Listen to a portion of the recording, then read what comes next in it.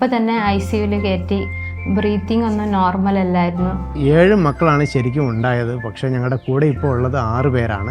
ഓരോ മക്കൾ ഉണ്ടാകുന്ന സമയത്ത് ഞങ്ങൾ ദൈവത്തിൻ്റെ വലിയ ഇടപെടലുകൾ ഓരോ രീതിയിൽ അനുഭവിച്ചുകൊണ്ടിരിക്കുകയാണ്. അപ്പോൾ ആ സമയങ്ങളിലൊക്കെ ജപമാല തന്നെ മെയിനായിട്ട് നമ്മൾ പ്രാർത്ഥിച്ചത്. അതായത് മരിക്കാനുള്ള ഒരു അവസ്ഥയിലാണ്. ഞങ്ങളെല്ലാവരും റെഡി ആയിക്കോ, ഡോക്ടർ ഞങ്ങളെ രണ്ടുപേരെയും വിളിച്ചിട്ട് പറഞ്ഞു. എൻ്റെ ക്ലാസ്സിൽ ഏറ്റവും കൂടുതൽ സഹോദരങ്ങളുള്ളത് എൻ്റെ കുടുംബത്തിനാണ്. അപ്പോൾ ദിവ്യകാരുണ്യത്തോട് നമ്മൾ എത്രത്തോളം ചേർന്ന് നിൽക്കുന്നുവോ അത്രത്തോളം കർത്താവും നമ്മളോടുകൂടി ചേർന്ന് നിൽക്കും.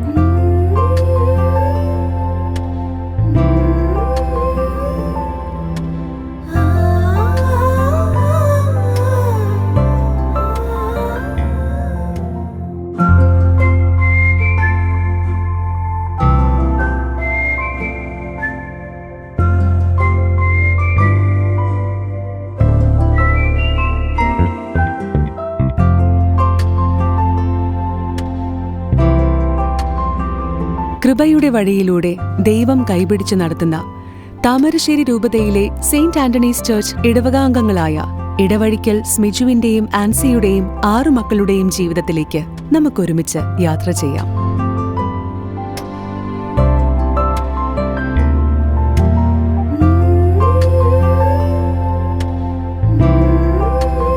എൻ്റെ പേര് സ്മിജു ഫ്രാൻസിസ്. ഞാൻ താമരശ്ശേരി രൂപത വേനപ്പാറ എന്ന് പറഞ്ഞ കൊച്ചു ഗ്രാമത്തിലാണ് ജനിച്ചതും വളർന്നതുമെല്ലാം. എൻ്റെ വീട്ടിൽ എൻ്റെ പപ്പയും മമ്മിയും സഹോദരിയുമാണുള്ളത്. എൻ്റെ പേര് ആൻസി, സ്വദേശം തൃശ്ശൂർ. എൻ്റെ വീട്ടിൽ അമ്മ, അപ്പൻ, ചേട്ടൻ ഇവരാണുള്ളത്. ഞങ്ങൾ തൃശ്ശൂർ ലൂർദ് പള്ളി ഇടവകയായിരുന്നു. പിന്നെ അമ്മയുടെ ജോലി ആവശ്യം ഞങ്ങൾ കോഴിക്കോടേക്ക് ഷിഫ്റ്റ് ആവുകയും ചെയ്തു. സ്കൂൾ വിദ്യാഭ്യാസമെല്ലാം വേനപ്പാറ ലിറ്റിൽ ഫ്ലവർ സ്കൂളിലും ഹോളി ഫാമിലി ഹൈസ്കൂളിലുമായിരുന്നു. ഉന്നത വിദ്യാഭ്യാസം ചെയ്ത് ദേവഗിരി സെൻറ്റ് ജോസഫ്സ് കോളേജിലായിരുന്നു. ഈ സമയത്ത് ഞാൻ പള്ളിയുമായിട്ടും അതുപോലെ തന്നെ ജീസസ് യൂത്തുമായിട്ടും എല്ലാം അടുത്ത് പ്രവർത്തിച്ചുകൊണ്ടിരിക്കുന്നതായിരുന്നു. ഇതേ സമയത്ത് തന്നെയാണ് എനിക്കൊരു ജോലി കിട്ടി. ഞാൻ മെഡിക്കൽ റെപ്രസെൻറ്റേറ്റീവായിട്ട് കോഴിക്കോട് ജില്ലയിലാണ് വർക്ക് ചെയ്തുകൊണ്ടിരുന്നത്. പഠനങ്ങളൊക്കെ നടന്നത് പ്രോവിഡൻസ് സ്കൂളിലും പ്രോവിഡൻസ് കോളേജിലുമാണ്. പഠനശേഷം ഒരു സ്കൂളിൽ ജോലി ചെയ്തുകൊണ്ടിരിക്കുകയായിരുന്നു ടീച്ചറായിട്ട്. ആ സമയങ്ങളിലൊക്കെ CLCയിലും പള്ളിയിലും ആക്റ്റീവായിട്ടാണ് പങ്കെടുത്തുകൊണ്ടിരുന്നത്. അങ്ങനെ ജോലി ചെയ്തുകൊണ്ടിരിക്കെ വീട്ടിൽ വിവാഹാലോചന വന്നു. ആ ആലോചനകൾക്കൊക്കെ ഞങ്ങൾക്ക് പ്രാർത്ഥിച്ചൊരുങ്ങിയിട്ടാണ് വിവാഹാലോചന നടത്തിയിരുന്നത്. പിന്നീട് അമ്മയുടെ സുഹൃത്ത് വഴി ഒരു വിവാഹാലോചന വരികയും അത് ഏകദേശം ഉറപ്പിക്കുകയാണ് ചെയ്തത്. അപ്പോൾ ദൈവത്തോട് തീരുമാനം ഞങ്ങൾ ചോദിച്ച് തന്നെയാണ് പ്രാർത്ഥിച്ചൊരുങ്ങി ഒരു വിവാഹത്തിലേക്ക് എത്താൻ തീരുമാനിച്ചത്. ഒരു കല്യാണത്തിൻ്റെ ആലോചനകളെല്ലാം വന്ന സമയത്ത് നന്നായി പ്രാർത്ഥിക്കുകയും കല്യാണത്തിന് വേണ്ടി ഒരുങ്ങുകയും ചെയ്ത സമയത്ത് ദൈവാനുഗ്രഹത്താൽ എൻ്റെ ഒരു സുഹൃത്ത് വഴി ഒരു നല്ല വിവാഹാലോചന വരികയും അത് വിവാഹത്തിൽ എത്തിച്ചേരുകയും ചെയ്തു. ഈ ഒരു നല്ല ആലോചന എത്തിച്ചു തന്ന ദൈവത്തിന്, സർവശക്തനായ ദൈവത്തിന് പ്രത്യേകം നന്ദി പറയാനും കൂടി ഞാൻ ഈ അവസരം ഉപയോഗിക്കുന്നു.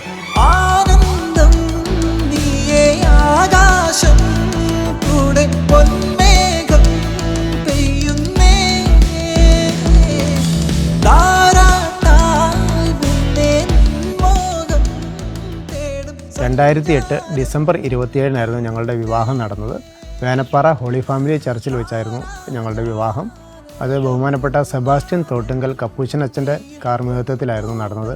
ഞങ്ങളുടെ സുഹൃത്തുക്കളും ബന്ധുമിത്രാദികളും എല്ലാം പങ്കുചേർന്ന വളരെ ആഘോഷകരമായ ഒരു വിവാഹമായിരുന്നു ഞങ്ങളുടേത്. വിവാഹത്തിന് ശേഷം ഞങ്ങൾ നവദമ്പതികളുടെ ഒരു ധ്യാനം അട്ടപ്പാടി സെഹിയോൻ ധ്യാന കേന്ദ്രത്തിൽ പങ്കെടുക്കാനിടയായി.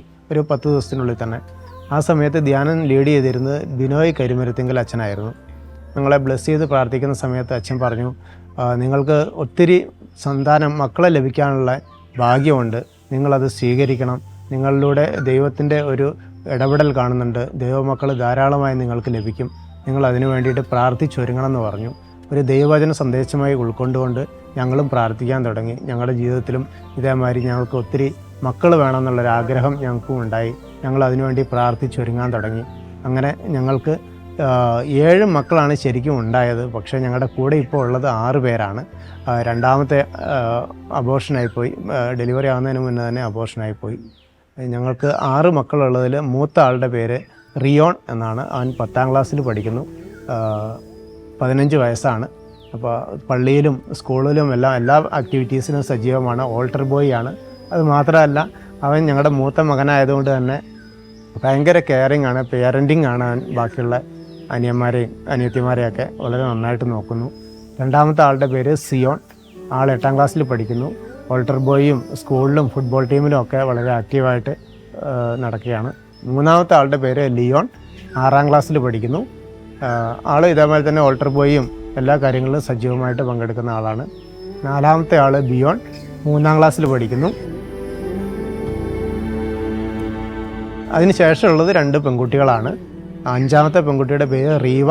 5 വയസ്സ് പൂർത്തിയായി, UKGയിലാണ്. 6ാമത്തെ കുട്ടി ലോറ.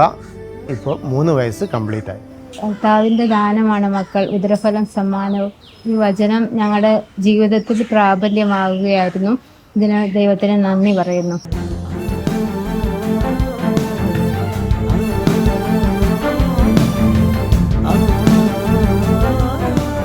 ഇവരുടെ കൂടെയുള്ള ലൈഫ് ഭയങ്കര ഹാപ്പിയാണ്. ഒരാൾ തന്നെ ലീവ് ആകുമ്പോൾ ഞങ്ങൾക്ക് ഭയങ്കര ലോൺലിനെസ്സാണ്. പ്രത്യേകിച്ച് ഇവ സഹോദരൻ തന്നെ ഒരു ദിവസം ഫുട്ബോളിൻ്റെ ക്യാമ്പിന് പോയപ്പോൾ തന്നെ ഞങ്ങൾക്ക് ഭയങ്കര വിഷമമായിരുന്നു. ഞങ്ങളുടെ ക്ലാസ്സിൽ ഫ്രണ്ട്സിന് ആർക്കും ഇല്ല, ഒന്നിലെ ഒരു സഹോദരനെ ഉണ്ടാവാറുള്ളൂ. ഞങ്ങൾ 6 പേർക്ക് ഉള്ളത് ഭയങ്കര സന്തോഷമാണ്. അതുപോലെ തന്നെ ഞങ്ങളുടെ പാരൻസ് ഞങ്ങളെ വളരെ നന്നായി കെയർ ചെയ്യുന്നുണ്ട്. പ്രത്യേകിച്ച് ദൈവസ്നേഹത്തിലും പള്ളിയിലൊക്കെ കൊണ്ടുവന്നിട്ട് ഞങ്ങളെ നന്നായി കെയർ ചെയ്യും, ഞങ്ങളെ സപ്പോർട്ട് ചെയ്യും. എന്ത് മിസ്റ്റേക്ക് ചെയ്താലും അത് ഞങ്ങളെ തിരുത്തി നല്ല നേർവഴിക്ക് നയിക്കും. ഇവരെല്ലാവരും ഉള്ളപ്പോൾ എനിക്കൊരു പ്രത്യേക സന്തോഷമാണ് ലഭിക്കാറുള്ളത്. എല്ലാവരോടുമായിട്ട് നമ്മൾ അടി ഉണ്ടാക്കാറുണ്ട്, അതൊക്കെ നമ്മൾ തന്നെ ആയിട്ട് സോൾവ് ചെയ്യും. പിന്നെ നമ്മൾ പള്ളിയിലൊക്കെ ഒന്നിച്ചാണ് പോവാറ്, വളരെ സന്തോഷമാണ്. നമ്മൾ ഒരുമിച്ചാണ് കളിക്കുകയൊക്കെ ചെയ്യുന്നത്, നമ്മൾ ഒരുമിച്ച് സ്കൂളിലേക്കൊക്കെ പോകും. അപ്പോൾ എൻ്റെ ക്ലാസ്സിൽ ഏറ്റവും കൂടുതൽ സഹോദരങ്ങളുള്ളത് എൻ്റെ കുടുംബത്തിലാണ്. അതുകൊണ്ട് എനിക്ക് ഭയങ്കര സന്തോഷമാണ്. എനിക്ക് അനിയത്തികളുടെ കൂടെ കളിക്കാനാണ് ഏറ്റവും കൂടുതൽ ഇഷ്ടം. എൻ്റെ ചേട്ടന്മാരാണ് സ്കൂളിലും പള്ളിയിലും കൊണ്ടുപോകുന്നത്. റോസാപ്പൂവേ റോസാപ്പൂവേ സ്വർഗീയ റോസാ പൂവേ ലെബനോനിൽ നിറയും ലില്ലിപ്പൂവേ ഗാഗുൽത്തായിലെ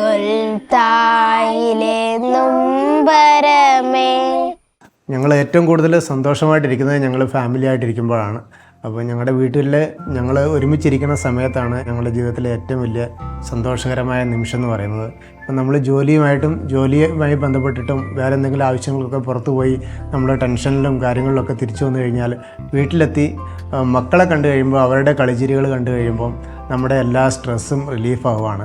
ഈ ഒരു സന്തോഷം എന്ന് പറയുന്നത് നമുക്ക് എത്ര വില കൊടുത്താലും കിട്ടാൻ സാധിക്കും. നമുക്ക് ലോകത്തിൽ പലതും സമ്പാദിക്കാൻ സാധിക്കും, പക്ഷേ ഈ ഒരു സന്തോഷം എന്ന് പറയുന്നത് അത് ദൈവത്തിൻ്റെ ഒരു പ്രത്യേക കരുണയുടെ ഭാഗം മാത്രമാണ്. പിന്നെ ഞങ്ങളെ സംബന്ധിച്ച് ഈ 8 പേരുണ്ട് ഞങ്ങൾ. അപ്പോൾ 8 പേരുടെയും ബർത്ത്ഡേ ഓരോരോ മാസങ്ങളാണ്. അപ്പോൾ ഞങ്ങൾക്ക് എല്ലാ മാസങ്ങളും ആ ഒരു ബർത്ത്ഡേയും ഭയങ്കര ഒരു സെലിബ്രേഷനാണ്. ഞങ്ങൾ ചെറിയൊരു സംഗതി ഉണ്ടെങ്കിൽ പോലും മാക്സിമം സെലിബ്രേറ്റ് ചെയ്ത് സന്തോഷത്തോടും കൂടി ഹാപ്പിയോടും കൂടി ദൈവത്തെ മുഖത്തപ്പെടുത്തിക്കൊണ്ട് ജീവിക്കാനായിട്ടാണ് ശ്രമിച്ചുകൊണ്ടിരിക്കുന്നത്.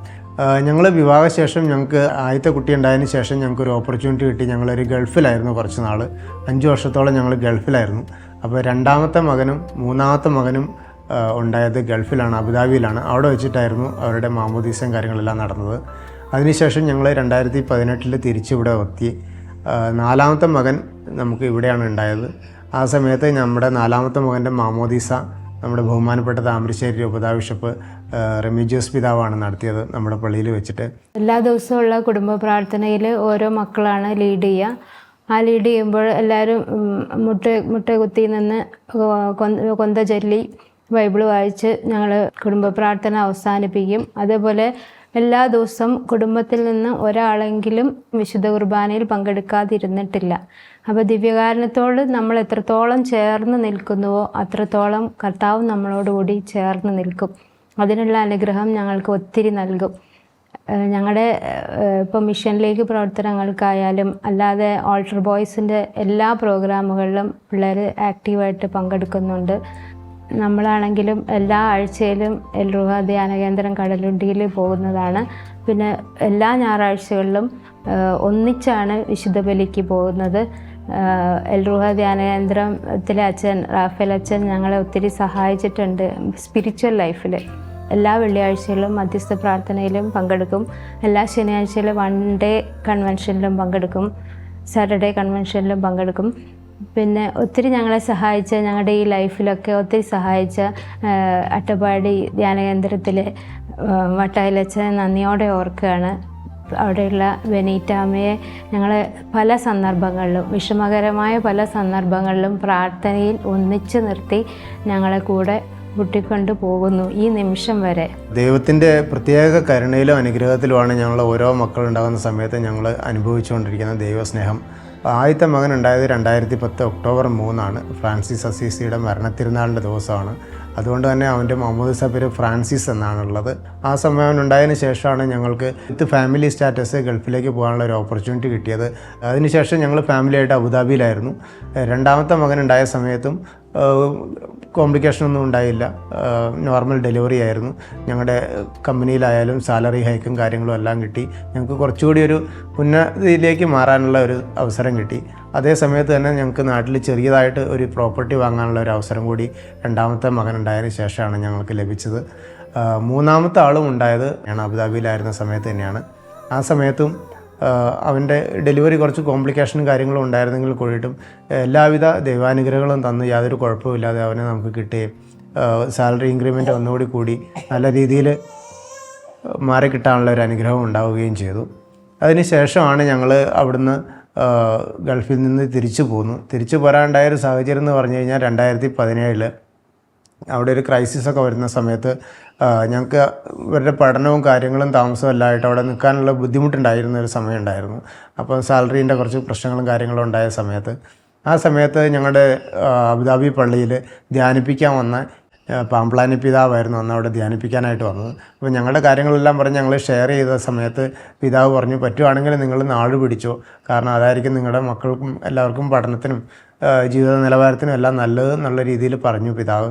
അങ്ങനെ ഞങ്ങൾ 2017 പിതാവിൻ്റെ വാക്ക് സ്വീകരിച്ച് ഞങ്ങൾ തിരിച്ച് അവിടുന്ന് ഞങ്ങളെല്ലാം അവസാനിപ്പിച്ച് ഞങ്ങൾ ഇവിടേക്ക് വരികയും ഞങ്ങളിവിടെ കുണ്ടായത്തോട് താമസമാക്കുകയും ചെയ്തു. അങ്ങനെ ഇവിടെ താമസിക്കുന്ന സമയത്താണ് ഞങ്ങൾക്ക് നാലാമത്തെ മകൻ 2018 ഉണ്ടായത്. നാലാമത്തെ മകൻ ഉണ്ടായ സമയത്തും ഞങ്ങൾക്ക് ആദ്യം ഒരു ചെറിയ കൊച്ചു വാഹനമായിരുന്നു ഉണ്ടായിരുന്നത്. ആ ഒരു വാഹനം മാറ്റിയിട്ട് നമുക്ക് കുറച്ചുകൂടി ഒരു വലിയൊരു വാഹനം വാങ്ങാൻ സാധിച്ചത് നാലാമത്തെ മകൻ ഉണ്ടായ സമയത്താണ്. ഇതെല്ലാം ഒരു വലിയ ഓരോ മക്കളുണ്ടാകുന്ന സമയത്ത് ഞങ്ങൾ ദൈവത്തിൻ്റെ വലിയ ഇടപെടലുകൾ ഓരോ രീതിയിൽ അനുഭവിച്ചുകൊണ്ടിരിക്കുകയാണ്. ഇതിന് ശേഷം ആണ് 2021 നമുക്ക് ആദ്യത്തെ മോള് ഉണ്ടാകുന്നത്. അതുവരെ 4 പേരും ആൺകുട്ടികളാണ്, 5ാമത്തെ ആൾ പെൺകുട്ടി. ഈ സമയത്താണ് ദൈവത്തിൻ്റെ ഏറ്റവും വലിയൊരു അനുഗ്രഹം. ഒരിക്കലും ഞങ്ങൾക്ക് സാധിക്കുകയില്ല എന്ന് വിചാരിച്ച ഒരു സംഗതിയാണ് ഞങ്ങളൊരു വീട് പണിയാന്നുള്ളത്. ഏറ്റവും വലിയ ആഗ്രഹമായിരുന്നു. കാരണം വൈഫും ഞാനും പ്രാർത്ഥിച്ച് വളരെ കാലമായിട്ട് ആഗ്രഹിച്ചുകൊണ്ടിരുന്ന ഒരു സാധനം ഏകദേശം ഒരു 10 മാസം കൊണ്ട് ഞങ്ങൾക്ക് വീട് പണി പൂർത്തിയാക്കി പിതാവിൻ്റെ കരുത്താൽ ഞങ്ങൾക്ക് ഇവിടെ ബ്ലെസ് ചെയ്ത് കിട്ടിയെന്ന് പറയുന്നത് ഈ 5ാമത്തെ കുട്ടി ഉണ്ടായതിൻ്റെ ശേഷം മാത്രമാണ്. അതിന് ശേഷമാണ് ഞങ്ങൾക്ക് 2023 6ാമത്തെ കുട്ടി ഉണ്ടാകുന്നത്. ഈ 6ാമത്തെ കുട്ടി ഉണ്ടാകുന്ന സമയത്താണെങ്കിലും ഞാൻ ഇവിടെ നിലവിൽ വർക്ക് ചെയ്തുകൊണ്ടിരുന്ന കമ്പനി ഒന്ന് മാറാൻ വേണ്ടിയിട്ടും ആ കമ്പനി മാറി നല്ലൊരു പൊസിഷനിലേക്ക് കരിയർ ഗ്രോത്ത് കിട്ടാൻ വേണ്ടിയിട്ടുള്ളൊരു സാഹചര്യവും ഈ 6ാമത്തെ കുട്ടി ഉണ്ടായതിന് ശേഷമാണ് സാധിച്ചത്. മക്കൾ കൂടുന്നതിനനുസരിച്ച് നമുക്ക് കഷ്ടപ്പാട് കൂടുകയല്ല, നമുക്ക് അനുഗ്രഹങ്ങൾ കൂടുതലാണ് ദൈവം നമുക്ക് തരുന്നത്. അതിന് പ്രത്യേകം ദൈവത്തിന് നന്ദി അർപ്പിക്കുകയാണ്.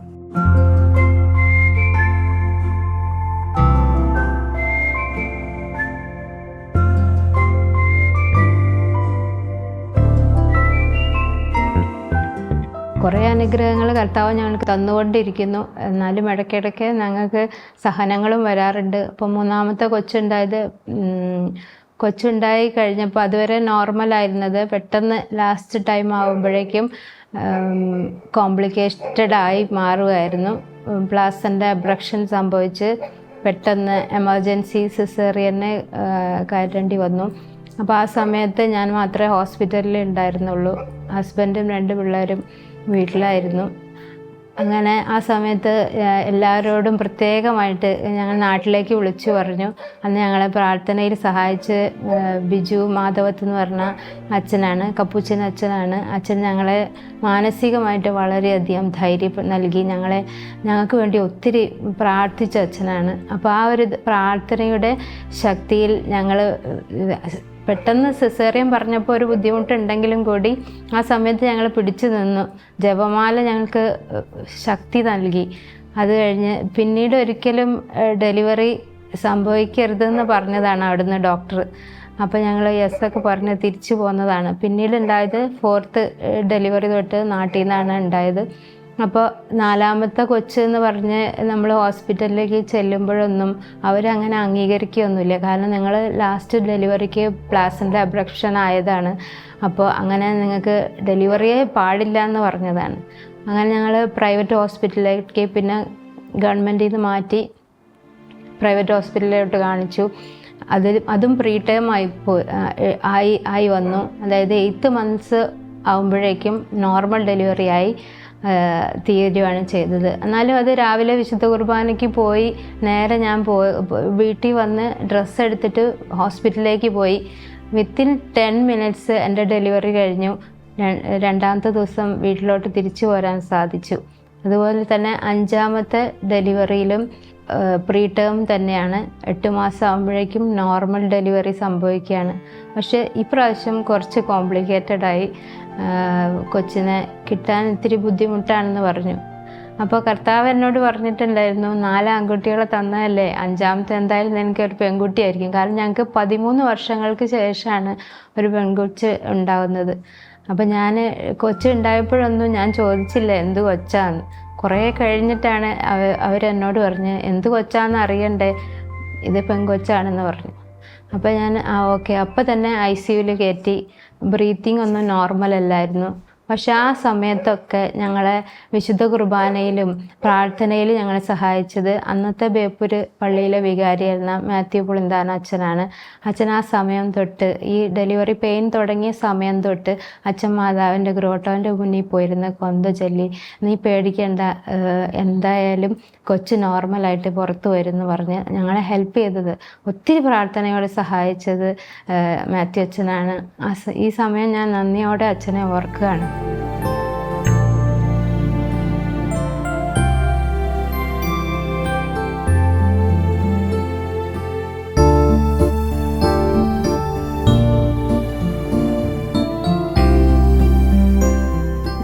ദൈവത്തിന് നന്ദി പറയാണ് കേട്ടോ. 6ാമത്തെ ഡെലിവറിയുടെ സമയത്തും ഇതേപോലെ തന്നെ പെട്ടെന്ന് 8 months ആവുന്നേ ഉള്ളൂ, അപ്പോഴേക്കും പെയിൻ വരികയാണ്. അപ്പോൾ ഞങ്ങൾ നിർമ്മല ഹോസ്പിറ്റലിലാണ് അന്ന് ലാസ്റ്റത്തെ ഡെലിവറി കാണിച്ചത്. അപ്പോൾ ഹോസ്പിറ്റലിൽ കയറിയപ്പോൾ അവർ പറഞ്ഞു സമയമൊന്നും ആയിട്ടില്ല. അപ്പം ഞാൻ പറഞ്ഞു സമയം ആയിക്കൊണ്ടിരിക്കുകയാണെന്ന് അങ്ങോട്ട് പറയാണ്. അപ്പോൾ പറഞ്ഞു ആയില്ല. അപ്പോൾ സ്കാനൊക്കെ ചെയ്ത് കഴിഞ്ഞ് പിന്നീട് പെട്ടെന്ന് പെയിൻ വരികയാണ്. ഒരു ദിവസം കഴിഞ്ഞിട്ട്, അഡ്മിഷൻ കഴിഞ്ഞ് ഒരു ദിവസം കഴിഞ്ഞിട്ട്, അപ്പോൾ അവർ പെട്ടെന്ന്, അപ്പോഴേക്കും ഹസ്ബൻഡും പിള്ളേരും വീട്ടിലാണ്. അപ്പോൾ എൻ്റെ കൂടെ ഞങ്ങളെ പള്ളിയിൽ വന്ന് സഹായിച്ച ആശാ ജോഷി ദമ്പതികൾ, അതിൽ ആശ എൻ്റെ കൂടെ നിന്നു. ഒരു പുലർച്ചെ 4 മണിയായപ്പോഴേക്കും പെട്ടെന്ന് ഡെലിവറി സംഭവിക്കുകയായിരുന്നു. ആ സമയത്ത് ഇതേപോലെ കൊച്ചിന് ബ്രീത്തില്ല, പെട്ടെന്ന് NICUവിൽ കയറ്റി. ഞാൻ വിചാരിച്ച് 5ാമത്തെ കൊച്ചിൻ്റെ പോലെ പെട്ടെന്ന് ഇറങ്ങി വരാൻ പറ്റുമെന്നാണ്. പക്ഷെ അതങ്ങ് കോംപ്ലിക്കേറ്റഡായി, വല്ലാതായി. 1 മാസത്തോളം NICUവിൽ തന്നെയായിരുന്നു. അപ്പോൾ ആ സമയങ്ങളിലൊക്കെ ജപമാല തന്നെ മെയിനായിട്ട് നമ്മൾ പ്രാർത്ഥിച്ചത്. ജൂലൈ മാസങ്ങളിൽ ഇപ്പോഴും ഞാൻ ഓർക്കുക, റോസാ മിസ്റ്റിക്ക മാതാവിനോട് ഡൊമിനിക് അച്ഛൻ്റെ ആ ധ്യാന കേന്ദ്രത്തിൽ അപ്പോൾ നൊവേന നടന്നുകൊണ്ടിരിക്കുക. അപ്പോൾ ആ അച്ഛൻ്റെ കൂടെ ഞാൻ ഓൺലൈനായിട്ട്, ഇവിടെ NICUവിലായിരിക്കും, ഞാൻ പുറത്തായിരിക്കും, അവിടെ ഇരുന്ന് മാതാവിൻ്റെ നൊവേന ചൊല്ലും, ഉണ്ണീശോയോട് പ്രാർത്ഥിക്കും. അതായത് മരിക്കാനുള്ള ഒരവസ്ഥയിലാണ്. ഞങ്ങളെല്ലാവരും റെഡി ആയിക്കോ, ഡോക്ടർ ഞങ്ങളെ 2 പേരെയും വിളിച്ചിട്ട് പറഞ്ഞു മരിക്കാനായി. അപ്പോൾ ഞങ്ങളത് അംഗീകരിക്കുകയാണ്. അപ്പോൾ ജീവനച്ഛൻ വന്ന് പ്രാർത്ഥിച്ചിട്ട് പറഞ്ഞു ഇനി കുഴപ്പമില്ല, അവൾ ഫിനിക്സ് പക്ഷിയെ പോലെ അവൾ പറന്നുയരും, നിങ്ങൾ കണ്ടോ മിറക്കിൾ ബേബി ആയിരിക്കും എന്ന് പറഞ്ഞ് ഞങ്ങളെ ആശ്വസിപ്പിച്ചു. അത് സത്യം തന്നെയായിരുന്നു. അച്ഛൻ്റെ പ്രാർത്ഥന കൊണ്ടാണ് അവൾ രക്ഷപ്പെട്ടത്. ദൈവം ഞങ്ങളെ ആ സമയങ്ങളിലൊക്കെ കർത്താവിനോട് അടുപ്പിച്ച് നിർത്തുമായിരുന്നു. ഞങ്ങളെ ഒത്തിരി നന്ദി പറയുന്നു ഈശോയ്ക്ക്.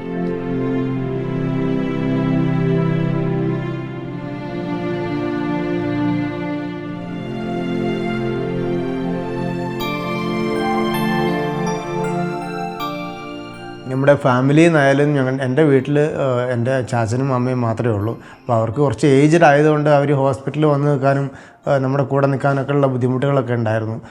നമുക്ക് ആദ്യം ഇവിടെ ആയിരുന്ന സമയത്ത് അവരുടെ എല്ലാവിധ ഹെൽപ്പും സഹായവും എല്ലാം ഉണ്ടായിരുന്നു. പിന്നെ ഈ അവസാന സമയത്ത് അവർക്ക് വന്ന് നിൽക്കാൻ പ്രായാധിക്യം കൊണ്ടുള്ള ബുദ്ധിമുട്ടുകൾ കാരണം അവർക്ക് മെൻ്റലി സപ്പോർട്ട് ഉണ്ടെങ്കിലും ഫിസിക്കലി അവർക്ക് വന്ന് നിൽക്കാനും ബുദ്ധിമുട്ടുകളും കാര്യങ്ങളൊക്കെ ഉണ്ടായിരുന്നു. വൈഫിനാണെങ്കിലും വൈഫിൻ്റെ വീട്ടിൽ ഫാദറും മദറും നേരത്തെ മരിച്ചുപോയി, വല്യമ്മ മാത്രമേ ഉണ്ടായിരുന്നുള്ളൂ. അപ്പോൾ വൈഫിൻ്റെ ഭാഗത്തു നിന്നായാലും ഒരു സപ്പോർട്ട് നമുക്ക് കിട്ടാൻ ചേട്ടൻ മാത്രമേ ഉള്ളൂ. ചേട്ടൻ ആലപ്പുഴയിലാണുള്ളത്.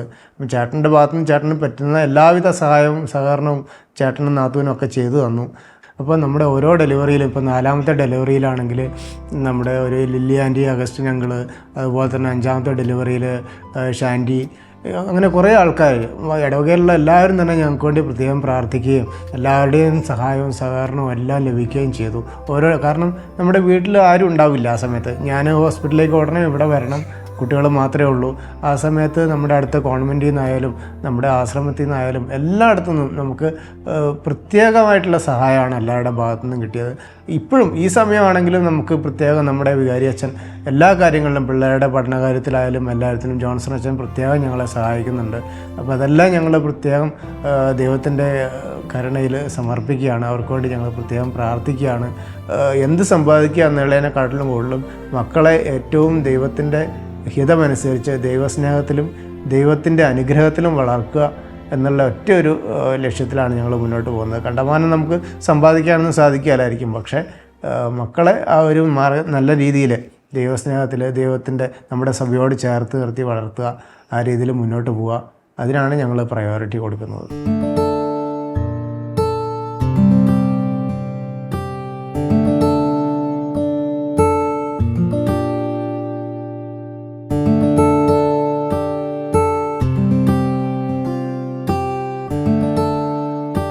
നമുക്ക് ഈ ഓരോ മക്കളുണ്ടാകുന്ന സമയത്തും നമുക്ക് മാനസികമായി സന്തോഷമാണെങ്കിലും പുറമേയുള്ള ആൾക്കാർക്ക് അത്ര വലിയ സന്തോഷമൊന്നും ആയിരുന്നില്ല പല സമയത്തും. ഇപ്പോൾ 3ാമത്തെ ഡെലിവറി ആയപ്പോൾ തന്നെ നമുക്ക് അത്രയും വേണ്ടപ്പെട്ട ആൾക്കാരൊക്കെ പറഞ്ഞത്, ഇപ്പോൾ 2 പിള്ളേരില്ലേ ഓൾറെഡി, ഇപ്പോൾ നിങ്ങളെന്താ ഇങ്ങനെ വീണ്ടും 3ാമത്തെ ആളും കൂടി എന്നുള്ള രീതിയിലുള്ളൊരു നെഗറ്റീവ് മൈൻഡാണ് അവർ സംസാരിക്കുന്നത് നമ്മുടെ അടുത്ത്. പക്ഷേ നമ്മൾ അതൊന്നും കാര്യമാക്കുന്നില്ല. കാരണം നമ്മൾ ആദ്യം മുതലേ നമുക്ക് ഒത്തിരി കുഞ്ഞുങ്ങൾ വേണം, നമ്മൾ അവർക്ക് നല്ല രീതിയിൽ വളർത്തണം എന്നുള്ളൊരു ചിന്താഗതി വരുന്നതുകൊണ്ട് ഈ പറയുന്ന ആൾക്കാരെയും കൂടി നമ്മൾ ദൈവത്തിന് സമർപ്പിച്ച് അവർക്ക് വേണ്ടിയിട്ട് പ്രാർത്ഥിക്കുകയാണ് ചെയ്തിട്ടുള്ളത്. ഓരോ പ്രാവശ്യം ഇപ്പോൾ 3ാമത്തെ ഡെലിവറി മുതൽ തന്നെ നമുക്കിങ്ങനെ കളിയാക്കലും പരിഹാസങ്ങളൊക്കെ കേൾക്കാം. നമ്മളിഷ്ടംപോലെ കേട്ടിട്ടുണ്ട്. പക്ഷെ നമ്മളൊരു ചെവി കൂടെ കേട്ട് മറ്റേ ചെവി കൂടി അങ്ങോട്ട് വിടുമെന്നല്ലാതെ 4ാമത്തെയും 5ാമത്തെയും ഒക്കെ ആകുമ്പോഴേക്കും ഇവർക്ക് വേറെ പണിയൊന്നുമില്ലേ, എന്താ ഇങ്ങനെ എന്നുള്ള രീതിയിലാണ് ആൾക്കാർ നമ്മളോട് ഏറ്റവും സ്നേഹത്തിൽ പറയുന്ന ആൾക്കാർ വരെ തിരിഞ്ഞു നിന്ന് വളരെ മോശം പറയുന്നത് നമ്മൾ കേട്ടിട്ടുമുണ്ട് കണ്ടിട്ടുമുണ്ട്. പക്ഷേ ഓക്കെ, അത് അവരങ്ങനെ പറഞ്ഞോട്ടെ, കുഴപ്പമൊന്നുമില്ല, ഞങ്ങൾക്ക് അതിൽ പരാതിയൊന്നുമില്ല. ഏറ്റവും കൂടുതൽ വിഷമമായത് 6ാമത്തെ കുട്ടി ഇതേമാതിരി കോംപ്ലിക്കേറ്റഡ് ആയിട്ട് ഹോസ്പിറ്റലിൽ കിടക്കുന്ന സമയത്ത് പലരും പറഞ്ഞു എന്ന് പറഞ്ഞ് നമ്മൾ കേട്ട സംഗതികളാണ്. അവർക്ക് 5 കുട്ടികളുണ്ട്, വല്ല കാര്യമുണ്ടോ, അതുകൊണ്ടല്ലേ ഇപ്പോൾ ഇങ്ങനെ ആശുപത്രി കിടക്കേണ്ട വന്നേ എന്നുള്ള രീതിയിലുള്ള കമൻറ്റുകൾ ആൾക്കാർ പറയുന്നുണ്ട്. ഞങ്ങൾ അവരെയും കൂടി ദൈവത്തിന് സമർപ്പിച്ച് പ്രാർത്ഥിക്കുകയാണ്. അവർക്കും കൂടി നല്ലത് വരട്ടെ എന്നുള്ള രീതിയിൽ സമർപ്പിച്ച് പ്രാർത്ഥിക്കുന്നു. അപ്പം മക്കളുടെ എണ്ണം എത്രത്തോളം കൂടുന്നു അത്രത്തോളം നമുക്ക് ദൈവത്തിൻ്റെ അനുഗ്രഹവും ദൈവത്തിൻ്റെ സ്നേഹവും നമുക്ക് കൂടുതൽ അനുഭവിക്കാനും ഈ ഒരു സന്തോഷം എന്ന് പറഞ്ഞാൽ നമുക്ക് എത്ര കോടി കിട്ടിയാലും നമുക്ക് വാങ്ങാൻ പറ്റുന്നൊരു സാധനമല്ല. അപ്പോൾ അതുകൊണ്ട് നമ്മൾ കരിയറിൻ്റെ മുന്നേയും നമ്മുടെ സമ്പത്തിൻ്റെ പുറകെയും പോയി കഴിഞ്ഞ് കഴിഞ്ഞാൽ നമുക്കത് വളരെ കുറച്ച് കാലത്തേക്ക് ഉണ്ടാവും. പക്ഷേ നമ്മുടെ മക്കൾ എന്ന് പറഞ്ഞ സമ്പത്ത് നമുക്ക് കാലാകാലവും ഉണ്ടാവും. ആ ഒരു മക്കൾ സമ്പത്ത് എന്ന് പറയുന്നത് ഒരിക്കലും നമുക്ക് പൈസ കൊടുത്തിട്ടോ അല്ലെങ്കിൽ എവിടെ കടയിൽ പോയി വാങ്ങാൻ പറ്റുന്നതോ അല്ല. ഞങ്ങൾ ഈ മക്കളെ വളർത്തുന്ന സമയത്തും ഞങ്ങൾക്ക് പല പ്രതിസന്ധിയുണ്ട്. ഇപ്പോഴും ഞങ്ങൾ അത്ര സേഫായിട്ടൊന്നും അല്ല കാര്യങ്ങൾ മുന്നോട്ട് പോകുന്നത്. എങ്കിൽ പോലും എല്ലാ അവസരങ്ങളിലും ഞങ്ങൾ ദൈവത്തിൻ്റെ പ്രത്യേക കരുണയാലും അനുഗ്രഹത്താലുമാണ് ഞങ്ങൾ മുന്നോട്ട് പോകുന്നത്. ഈ ഓരോ മൊമെൻറ്റിലും അടുത്ത മൊമെൻറ്റിൽ എന്ത് സംഭവിക്കുന്നു വരെ ദൈവം എഴുതി വെച്ചിട്ടുണ്ട്. അപ്പോൾ ആ ഒരു പ്രതീക്ഷയിലാണ് ഞങ്ങൾ മുന്നോട്ട് പോകുന്നത്.